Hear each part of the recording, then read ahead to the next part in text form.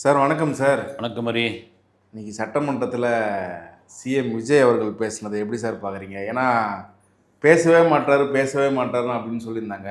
இன்றைக்கி பேச ஆரம்பித்த உடனே என்ன மாதிரியான விளைவுகள்லாம் நடந்துச்சுன்னு உங்களுக்கு தெரியும். எப்படி சார் பார்க்குறீங்க? கண்டிப்பாக இன்றைக்கி கவர்னர் உரை மீதான ஒரு நன்றி சொல்கிற விவாதத்தினுடையது. சிஎம் பேசி தான் ஆகணும். நீங்கள் சொல்கிற மாதிரி குறிப்பாக வாயை திறந்து பேசுங்க சிஎம் சார், வாயை திறந்து பேசுங்க சிஎம் சார்னு கடந்த நாட்களாக பேட்ச் அணையிறதும் பதாகைகள் பிடிக்கிறதுமா ஒரே இதுவாக பண்ணிகிட்டு இருந்தாங்க. இன்றைக்கி அவருடைய உரை எப்படி இருக்கும் அப்படின்னு எதிர்பார்த்துட்டு இருந்தாங்க. கடுமையான விமர்சனங்கள் ஒரு பக்கம் இருந்தது. எங்கள் சட்டசபையில் அவர் பாட்டு கம்முன்னு உட்காந்துட்டு இருக்காரு, அமைச்சர்லாம் பேசுகிறாங்க, சட்டமன்ற உறுப்பினர்லாம் பேசுகிறாங்க. தாவேக்காவில் ஒரு எதிர்கட்சிக்கு ஒரு பதில் சொல்கிற மாதிரி பலமான ஒரு ஸ்பீச்சாக இருக்கக்கூடாதா அப்படிலாம் இருந்தப்போ அவருடைய தந்தை எஸ் சந்திரசேகர் கூட சொன்னார், கடந்த 60 வருஷமாக திராவிட கட்சிகள் பேசியே நாட்டை இது மாதிரி பண்ணிட்டாங்க. அவர் பேசாமல் இருந்து ஒரு பிரமாதமான ஒரு ஆட்சியை தரப்போகிறார். இதில் என்ன இருக்குதுங்க, பேசி தான் பண்ணணுமான்னா பேசியே ஒன்றும் இல்லாத பண்ணி விட்டாங்க அப்படின்ற மாதிரி அவர் எஸ்எஸ்சி ஒரு இது சொல்லியிருந்தார். அதே வேளையில் அவர் பேசினா என்ன பேசலான்னு இல்லைங்க அப்படின்ற மாதிரி விஜய் ரசிகர்கள் தொண்டர்கள் அவங்க சொன்னது. இன்றைக்கி என்ன மாதிரியாக இருக்கும் அப்படின்றது, ஆரம்பத்தில் ஒரு ஸ்பீச் ஒன்று ஆரம்பித்தார். அவர் ஆரம்பித்தது ஒரு பேப்பரை பார்த்து தான் படிக்க ஆரம்பித்தார். மிக முக்கியமான ஒரு விஷயமாக ஆரம்பித்தது என்னென்னா, கடந்த காலங்களில் நான் ஒரு பிரச்சாரத்துக்கு ஒரு கட்சி ஆரம்பித்து ஒரு பிரச்சாரத்துக்குள் வந்த பொழுது, ஒரு கட்சி ஆரம்பித்த போதே என்னை என்ன விமர்சனம் பண்ணிங்க, நடிகை கட்சி, பால்வாடி கட்சி, யாரோ மண்டபத்தில் எழுதி கொடுக்குறதுல பேசுகிற ஒரு கட்சி, இப்படியா விமர்சனம் பண்ணிங்க. அந்த விமர்சனத்தை தாண்டி நான் மக்களை சந்திக்கிற பயணத்தில் எனக்கு எந்த மாதிரியான இடையூறுகள் பண்ணீங்க நீங்கள் தொடர்ச்சியாக அந்த இடையூறுகள்லாம் தொடர்ந்தது ஒரு ஈஸியாக மக்களை சந்திக்க முடியல. இதெல்லாம் தாண்டி கரூர் சம்பவத்திற்கான ஒட்டுமொத்தத்துக்கு காரணம் நான் தான் அப்படின்லாம் நீங்கள் பழியப்பட்டீங்க. இதெல்லாம் மீறி மக்களுடைய தீர்ப்பு மகேஷின் தீர்ப்புன்ற மாதிரி 35% வாக்கு, 1,72,00,000 பேர் எனக்கு வாக்களித்து இன்றைக்கி தனிப்பெரும்பான்மையாக. மிக முக்கியமான ஒரு விஷயம் என்னென்னா, யார் கூட நான் கூட்டணி வைக்கல, கூட்டணி வைக்காமல் தனிப்பெரும்பான்மையான ஒரு ஆட்சி எனக்கு கொடுத்துருந்தாங்க இந்த மக்கள் தான். அப்படியாப்பட்ட ஒரு ஆட்சி எனக்கு கொடுத்து முடிச்சிருக்காங்கன்ட்டு அவர் ஆரம்பித்த அந்த ஸ்பீச் மெதுவாக தொடங்கின ஒரு விஷயம் கொஞ்சமாக போய் எதிர்கட்சிகள் அப்படி பார்த்துக்கிட்டு இருந்தாங்க, இது பண்ணிட்டு இருந்தாங்க. வழக்கம் போல் அவர் பேப்பரை பார்த்து படிக்கிறாருன்ட்டு அதை சொல்லிக்கிட்டு இருந்தாங்க, அதை நினச்சிக்கிட்டு இருந்தாங்க. அப்படியே பேப்பரை எடுத்து அப்படி வச்சுட்டு அவர் ஆரம்பித்த ஒரு முக்கியமான ஒரு விஷயம் என்னென்னா, இந்த ஆட்சியில் கமிஷன் கிடையாது, ஊழல்ன்ற ஒரு விஷயம் கிடையாது. 40 நாள் தான் ஆட்சிக்கு அதுக்குள்ளே போதையை ஒழிச்சிட்டிங்களா, சாராய கடையை மூடிட்டிங்களா, அதை பண்ணிட்டீங்களா, இதை பண்ணிட்டீங்களான்னு இந்த 40 நாளில் நாங்கள் என்னென்ன பண்ணோம்னு ஒரு லிஸ்ட் அவுட் ஒன்று படித்தார். மிக முக்கியமாக பெண்களுக்கு எதிரான ஒரு வன்முறைகள், பெண்களுக்கு எதிரான பாலியல் குற்றங்கள், இதற்கு அதிரடிப்படையை நாங்கள் துவங்கியிருக்கோம். அதனுடைய செயல்பாடுகள் கொஞ்சம் கொஞ்சமாக ஆரம்பிக்குது. போதையை ஒழிச்சிட்டிங்களான்னு சொன்னால் அந்த போதை புறையோடி போய் கிடக்கிறது. கடந்த ஆட்சி, அதற்கு முந்தைய ஆட்சி காலங்களில் போதை புறையோடி போயிருக்குது. அதுவும் கடந்த ஆட்சி காலத்தில் இந்த இளைஞர்கள் போதைன்ற ஒரு விஷயத்துக்கு அடிமையாயிட்டாங்க. அதை கொஞ்சம் கொஞ்சமாக தான் அதுக்கு வைத்தியம் பார்க்க முடியும். இது அதிரடியாக நான் சூப்பர் ஹீரோவோ அல்லது ஒரு சூப்பரான இதுவோ இதில் பண்ணிடவே முடியாது. அதை கொஞ்சம் கொஞ்சமாக தான் வேறு இருக்கணும். அதற்கான வேலையை தொடங்கியாச்சு. 700, அதாவது டாஸ்மாக் கடையை மூடுவீங்களான்னாங்க. 717 கடையை மூடியாச்சு. அது என்ன மூடினீங்க அப்படின்னா, அதனுடைய லிஸ்ட்டே நாங்கள் போட்டோம். இவ்வளோ பண்ணியாச்சு. பண்ணின பிறகு தொடர்ச்சியாக அங்கே மேலே விமர்சனம் வைக்கிட்டீங்கன்னா வச்சுக்கோங்க, நீங்கள் மக்கள் எங்கள் பக்கம் இருக்கிறாங்க. இதெல்லாம் தாண்டி ஊழலே உருவெடுத்த கட்சி உங்கள் கட்சி. பேரை எதுவுமே சொல்லலை, எதிர்கட்சியை பார்த்து ஊழலே உருவெடுத்த கட்சி உங்கள் கட்சி. அதில் மிக முக்கியமான ஒரு விஷயம் டாஸ்மாக் ஊழல் அப்படின்னு ஆரம்பித்தார். என்னையா டாஸ்மாக் ஊழல் அப்படின்னா, அங்கு பார்ட்டி ஃபண்டு, அதாவது கட்சிக்கான நிதி அப்படின்னு டாஸ்மார்க்கில் நீங்கள் கொள்ளையடிச்சதை நாங்கள் கண்டுபிடிச்சிட்டோம் அப்படின்னு ஒன்று தான் குய்யோ முறையோன்னு எதிர்கட்சியில் ஓன்னு கத்த ஆரம்பித்தாங்க. சபாநாயகர் முதல்வருடைய உரை முடிக்கிட்டுங்க, உங்களுக்கு நாங்கள் நேரம் தரோம், நீங்கள் பதில் அளித்துக்கு நேரம் தரோம். நேற்று உங்கள் தலைவர், எதிர்கட்சி தலைவர் உதயநிதி அவர்கள் பேசினார். அதுக்கு கால அவகாசம் கொடுத்தோம். இந்த தரப்பில் யாரும் ஒன்றும் சொல்லலை பெருசாக. யாரும் ஆளுங்கட்சி எம்எல்ஏக்கள், அமைச்சர்கள் யாரும் பெரிய குரல் எழுப்பலை. சில விஷயங்களுக்கு சொன்னாங்க. ஆனால் நீங்கள் ஓன்னு கத்துறீங்க, நீங்கள் உட்காருங்கன்னு அவர் என்ன பண்ணார், சபாநாயகர் எழுந்து நின்னா உறுப்பினர்கள் உட்காரணும், அதனால எழுந்து நின்று சொன்னார் உட்காருங்க உட்காருங்கன்னு. ஆனால் அந்த டாஸ்மாக் பார்ட்டி ஃபண்டுன்னு ஒன்று இவங்களுக்கு வந்து அட்டாடாடா இவங்க லிஸ்ட் அவுட் பண்ணி எடுத்து படிக்க ஆரம்பிச்சிட்டார் விஜய். வாயை திறந்து பேசுங்க விஜய்னு ஒன்று இப்போ வாயை திறக்க ஆரம்பிச்சிட்டாரு. ஒவ்வொன்றா எடுத்து விட போகிறாரு, எடுத்து விட ஆரம்பிச்சிட்டாருன்ட்டு உட்காரவே இல்லை, அமக்கலம் பண்ணிட்டு இருந்தாங்க. அவரை இருங்க நிதானமாக கேளுங்க, நாங்கள் பதில் சொல்கிறோங்க, நாங்கள் வந்து எல்லாத்துக்கும் பதில் சொல்கிறோம், உங்களுக்கான இது வந்து டைம் கொடுக்குறோம் அப்படின்னா. சரி என்னதுங்க அது பார்ட்டி ஃபண்டு? புரியாதவங்களாம் நிறைய பேர் அது என்னங்க பார்ட்டி ஃபண்டு, அது எப்படிங்க டாஸ்மார்க்கில் கிடைக்கும் அப்படின்னா, ரொம்ப நாளாக ஓடிக்கிட்டு இருக்கு. பாட்டிலுக்கு 10 ரூபா, அதை கூட நாங்கள் வந்து ஒடிச்சிட்டோம். பாட்டிலுக்கு 10 ரூபான்ற ஒரு விஷயத்தை எடுத்துட்டோம். இன்னும் கேட்டால் பாட்டிலுக்கு 20 ரூபா வாங்குறாங்க அப்படின்ற ஒரு தகவல்லாம் இருந்தது. இந்த பார்ட்டி ஃபண்டு என்னன்னா, ஒரு டாஸ்மார்க் கடை இருக்குது, அங்கே வந்து ஒரு லோடு வந்து நிற்குது, லாரியிலேருந்து ஒரு வேன்லேருந்து ஒவ்வொரு பாக்ஸாக எடுப்பாங்க. அந்த ஒரு அட்டைப்பட்டிக்கு 6 ரூபாய் முதல் 8 ரூபாய் வரை கட்சிக்காக நிதி கொடுக்கணும். ஏன் சாராய கடத்தை நடத்துறதே கவர்மெண்ட் தானே, அது இல்லைனாங்க நிதி கொடுக்கணும் அப்படின்னா, அதை தாங்க அந்த ஊழியர்கள் சொன்னாங்க வந்து, ஏங்க இங்கே பார்க்கிங் நிறுத்துறதுக்கு காசு, காலி பாட்டில் சேர்ந்து போய் தான் அதை கொட்டுறதுக்கு காசு, அந்த இடத்துக்கு வாடகை சரியாக இது பண்ணல, வாடகையில் எக்ஸ்ட்ரா காசு கேட்குறாங்க, இதுக்கெல்லாம் நாங்கள் எங்கே போக முடியும் அப்படின்ற ஒரு விஷயம் இருந்தது. அப்போ என்னன்னா, இவங்க கவர்மெண்ட் நடத்தினாலும் இதிலிருந்து காசை நீங்கள் கொடுக்கணும். அவங்கக்கிட்ட எக்ஸ்ட்ரா வாங்குறீங்களோ, 10 ரூபா வாங்குறீங்களோ, 5 ரூபா வாங்குங்களோ அதெல்லாம் தெரியாது. ஒரு அட்டைப்பட்டிக்கு இவ்வளோ காசை கொடுக்கணும் நீங்கள். அது எப்படி கொடுக்கணும்னா நேரடியாக கிடையாது, கட்சி நிதிக்காக அப்படின்னு. இன்னொன்று, இதே டிவிகே அரசிலிருந்து ஒரு தகவலை சொல்லியிருந்தாங்க, சிஎம்டிஏலேருந்து. அதாவது என்னென்னா, சென்னை மாதிரியான பெருநகரங்களில் ஒரு கட்டணம், ஒரு அப்பார்ட்மெண்ட் கட்டுறீங்கன்னா சதுர அடிக்கு 4 ரூபா முதல் 6 ரூபா வரை நிற்கிறேன், அது சரியான இது இல்லை, அந்த தொகையை பார்ட்டி ஃபண்டாக கொடுக்கணும் அப்படின்னாங்க. அதில் எவ்வளோ பாருங்கள், இப்போது தமிழ்நாட்டில் எத்தனை கடைகள் இருக்குது, ஒரு நாளைக்கு எத்தனை லோடு இறக்குறாங்க, ஒவ்வொரு அட்டைப்பட்டிக்கும் ஒரு லோடுக்குன்னா கூட பரவாயில்ல, ஒவ்வொரு அட்டைப்பட்டிக்கும் நீங்கள் இவ்வளோ தொகை கொடுக்கணும் அப்படின்னா எவ்வளோ பெரிய காசு சேர்த்துருக்கோம், எவ்வளோ கோடிகள். அதை தான் நாங்கள் கண்டுபிடிச்சிட்டோம் அப்படின் பொழுது கையா முய்யான்னு கத்த ஆரம்பித்து, நேற்று எதிர்க்கட்சி தலைவர் உதயநிதி என்ன சொல்லியிருந்தார்னா, தமிழ்நாட்டிலேயே அதிக மின்வெட்டு எங்கே இருக்குதுன்னா பெரம்பூர் தொகுதியில் அப்படின்னு ஒரு ஆதாரமற்ற, அது வந்து முதலமைச்சருடைய தொகுதி, பெரம்பூர் தொகுதியில் தான் அதிகமான மின்வெட்டு, மக்கள் அவசியப்படுறாங்க அப்படின்போது, இன்றைக்கு செங்கோட்டையன் அவர்கள், அமைச்சர் செங்கோட்டையன் அவர்கள் என்ன சொன்னார்னா, ஏங்க மின்வெட்டை பற்றி நீங்கள் பேசாதீங்க, ஆற்காடு வீராசாமி அவர்கள் மின்சார வாரியத்துறை அமைச்சராக இருந்த பொழுது தமிழகத்தில் அறிவிக்கப்படாத மின்வெட்டுகள் அப்படி சர்ற மாதிரியாக கட் பண்ணுவாங்க, அதனால் உங்கள் ஆட்சியை கவுந்து போச்சு, உங்கள் சீனியர்கிட்ட போய் கேட்டு தெரிஞ்சுக்கங்கன்னார். இப்படி சட்டசபையில் டாஸ்மார்க் ஊழல் பற்றி சிஎம் விஜய் எடுத்த உடனே கலகலப்பாயி சலசலப்பாயி அவையை விட்டே அவங்க வெளியே போயிட்டாங்க. திமுக வெளிநடப்பு, அது வெளிநடப்பு செஞ்சிருக்கக்கூடாது, வெளிநடப்பு பண்ணிட்டாங்க. சார், இப்போ மக்கள் அவங்களுக்கு நம்பி ஓட்டு போட்டாங்க, வெளிநடப்பு செய்யும்போது அப்போ மக்கள் எதிர்கட்சியிலேருந்து பேசணும்னு நினைப்பாங்களே சார்? கரெக்டான ஒரு கேள்வி.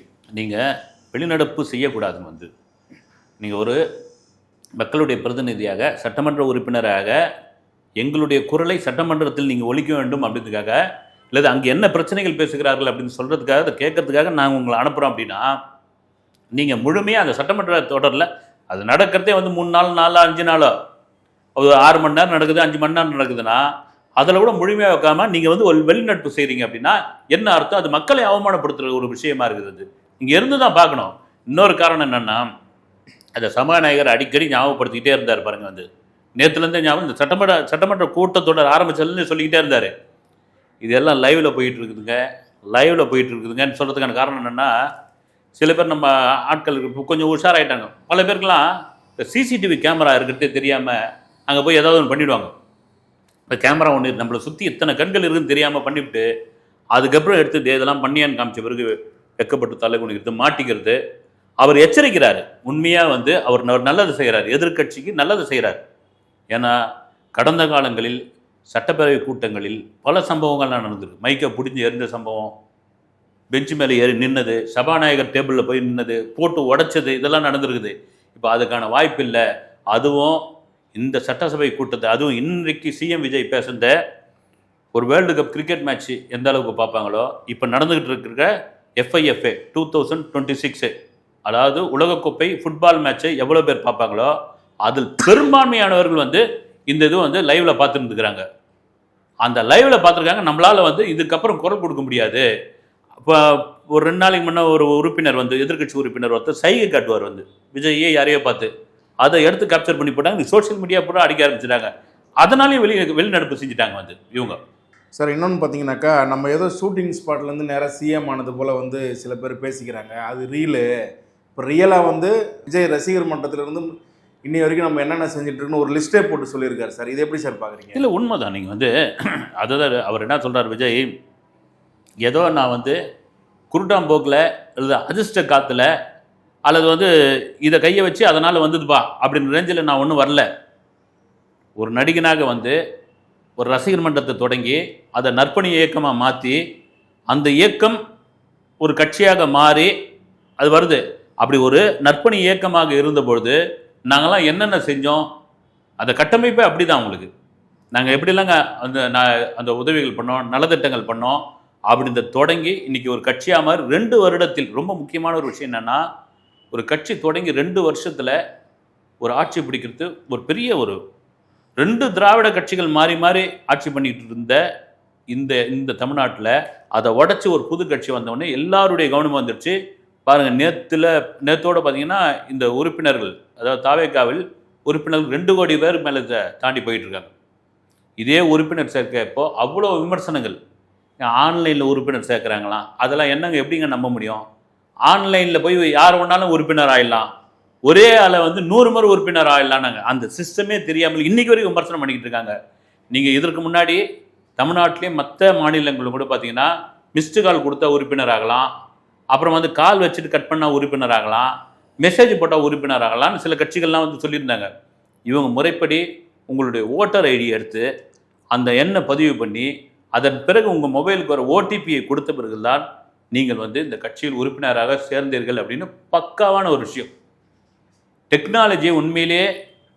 டெக்னாலஜியை பயன்படுத்தி ஆட்சி பண்ணதில் தாவேக்காவிற்கு ஒரு பெரிய பங்கு உண்டு என்பதில் மாற்று கருத்து கிடையாது. அப்படி 2 கோடி பேருக்கு மேலே வந்து உறுப்பினர் எகிரிக்கிட்டு இருக்காங்க. 2500 ஒரே நாளில் 2500 பேர் மாற்று கட்சியிலேருந்து பனையூரில் வந்து குவிஞ்சு சேர்ந்துருக்காங்கன்னா இது ஒரு பெரிய சாதனை. அது எல்லாம் தான் பொறுத்துக்க முடியல. அதெல்லாம் தாங்க முடியாமல் தான் நீங்கள் வந்து சினிமாலேருந்து வந்தீங்க, நீங்கள் ரசிகர் மன்றத்துலேருந்து வந்தீங்க, நீங்கள் ரீல்ஸ் போடுறீங்க, உங்களுக்கு என்ன தெரியும், அனுபவ அறிவு இருக்குது, உங்களுக்கு வாயை திறந்து 2 வார்த்தை பேச தெரியுமா அப்படின்னு ஒரு 10 நிமிஷம் பேசுறதுக்கே நீங்கள் வந்து கதறிட்டு வெளியே போயிட்டீங்க அப்படின்னா தொடர்ச்சியாக பேசினா என்ன ஆகும் அப்படின்னு தான் சிஎம் விஜய் இப்போ சொல்லியிருக்காரு. நீங்கள் எல்லாம் கட்சி ஆரம்பிச்சுட்டு தான் வீட்டுக்குள்ளே போவீங்க, நாங்களாம் வீட்டுக்குள்ளே போயிட்டு தான் அதுக்கப்புறமா கட்சி ஆரம்பிச்சோம் அப்படின்னு சொன்ன அந்த வார்த்தை எப்படி சார் இருக்குது? இல்லை, அது ஒரு விதத்தில் உண்மை தானே. உங்களுக்கு இன்றைக்கி விஜய் பிரச்சாரம் செஞ்சு கொண்டு இருக்கும் பொழுது என்னங்க வந்து இந்த குழந்தைகிட்டலாம் போய் அங்கிளுக்கு ஓட்டு போடுங்க, உங்கள் அப்பா அம்மா தாத்தா பாட்டி யாராவது இருந்தால் அண்ணன் தம்பிங்க இருந்தால் நீங்கள் அங்கிளுக்கு ஓட்டு போடுங்க குழந்தைகிட்ட போய் கெஞ்சறாரு இவர். என்னங்க வந்து சில்லறத்தனமாக இருக்குது. இதுதான் பால்வாடி கட்சி அவங்க இதுவே அப்படிலாம் விமர்சனம் பண்ணிட்டு இருந்தாங்க. பெருவாரியாக ஜெயித்த பிறகு குழந்தைங்களை வச்சு இவங்க ஜெயிச்சிட்டாங்க, குழந்தைங்களை வச்சு ஸ்கேம் பண்ணிட்டாங்க, குழந்தைங்களை வச்சு அழ வச்சு இந்த பெற்றோர்களுடைய மனசை மாற்றிட்டாங்கன்னா எங்கள் பெற்றோருடைய மனசை மாற்ற முடியுமா? குழந்தைங்க சொன்னால் அப்படியே கேட்டுருவாங்களா? இது ஒரு புரட்சின்னு கூட சொல்லலாம். அதுவும் இளைஞர்கள், நீங்கள் குறிப்பாக ஜென்சி கிட்ஸ் ஏற்படுத்திய ஒரு புரட்சி. அந்த புரட்சியினுடைய வெளிப்பாடு தான் இது. அதனால் இந்த விமர்சனங்கள்லாம் சுத்தமாக எடுபடாது என்பது தான் நிதர்சனமான உண்மை. இன்றைக்கி சட்டமன்றத்தில் சிஎம் விஜய் அவர்கள் கூட கரூர் குறித்து வந்து ஒரு பதிவை வந்து வெளியிட்டிருந்தார் சார். இது எப்படி சார் பார்க்குறீங்க? அதுதான் தெரிவிச்சிருந்தார். ஆமாம், உண்மையாக வந்து நீங்கள் கரூர் சம்பவம் ஒரு துயர சம்பவம், 41 பேர் இறந்து போயிட்டாங்க. அந்த சம்பவத்திற்கு என்ன மட்டும் டார்கெட் பண்ணி இப்போ வரைக்கும் பேசிகிட்டு இருக்கீங்களே, என் மீதை தான் நீங்கள் பழி போடுறீங்களே. சிபிஐ விசாரணைக்குள்ளே இருக்குது. சிபிஐ விசாரணை என்ன தெரியும்? சிபிஐ விசாரணைக்கு முதல்வர் ஆகிறதுக்கு முன்னாடியே அவர் கட்சி தலைவராக இருக்கும் பொழுது போய் டெல்லியில் போய் அதை வந்து சந்திச்சுட்டு வந்தார். இந்த விசாரணைக்கு ஒத்துழைச்சார். இன்னும் இருக்குது வந்து வேனுக்குள்ளே என்ன இருந்தது, வேனில் இருந்த ஃபுட்டேஜை கொடுங்க, எல்லாத்துக்கும் இதுவாகிடுச்சு. ஆனால் டார்கெட் பண்ணி 41 பேர் நீங்கள் ஓடியாந்துட்டீங்களே, நீங்கள் அவங்கள பார்க்கலையே, எல்லாரையும் வந்து மகாபலிபுரத்துக்கு வர வச்சு அங்கே வந்து பார்த்து கதறினீங்களே, நீங்கள் எதுவாக இருந்தால் கரூருக்கு போயிருக்க வேண்டியது தானே. இப்படியா விமர்சனங்கள். அதை தான் அவர் சொல்கிறார் வந்து உண்மையிலே ஒரு துயர சம்பவம், ஆனால் நீங்கள்லாம் சேர்ந்து என் மேலே பழி போட்டிங்களே, அந்த கலம்பத்துக்கு நான் தான் காரணம்னு அது எவ்வளோ பெரிய அட்டூழியம். அப்படி நான் தான் காரணம்னா இன்னத்துக்கு என்னை வந்து மக்கள் வந்து ஓட்டு போட்டு ஜெயிக்க வச்சிருக்க மாட்டாங்களே அப்படின்னு தான் விஜய் வந்து சொல்கிறாரு. அதுதான் உண்மை. காமராஜர் ஆட்சி, எம்ஜிஆர் ஆட்சியெல்லாம் சாமானியர்கள் ஓட்டு போட்டு வந்து சிஎம் ஆனாங்க. இப்போவும் அதுதான் நடந்திருக்கு. இப்போ நடக்கிறதும் சாமானியர்கள் ஆட்சி தான் அப்படின்னு சொல்லியிருக்காரு சார். இது எப்படி சார் பார்க்குறீங்க? இல்லை, உண்மைதான். வந்து நீங்கள் நடிகர்களுக்கான மவுஸ்லாம் போயிடுச்சு. நடிகர்களை யாருமே வந்து இப்போலாம் வந்து மதிக்கிறது இல்லை. நடிகன் சொல்லலாம் வந்து சபை ஏறாது அப்படின்லாம் சொல்லிட்டு இருந்தாங்க. ஆனால் மக்கள் மத்தியில் ஒரு செல்வாக்கு, மக்கள் மத்தியில் ஒரு நம்பிக்கை இருந்தால் அவர்கள் மீது அவர்களை நாங்கள் வந்து மேலே உயரத்தில் உட்கார வைப்போம்னு தான் நிரூபிச்சிருக்காங்க. அதை தான் சொல்கிறார் அவர். என்னென்னா, எனக்கு ஓட்டு போட்ட மக்களை திட்டிக்கிட்டே இருக்கிறீங்க, என்ன திட்டுறீங்க ரைட்டு, எனக்கு ஓட்டு போட்ட மக்களை ஏன் திட்டுறீங்க அப்படின்னு. எம்ஜிஆர் அவர்கள் ஜெயித்த போது எம்ஜிஆர் அவர்களையும் திட்டினீங்க, எம்ஜிஆருக்கு ஓட்டு போட்ட மக்களையும் திட்டிருக்கீங்க. 50 வருஷமாக அந்த பழைய டெக்னிக்கு தான் நீங்கள் பண்ணிக்கிட்டு இருக்கீங்க அப்படின்னு.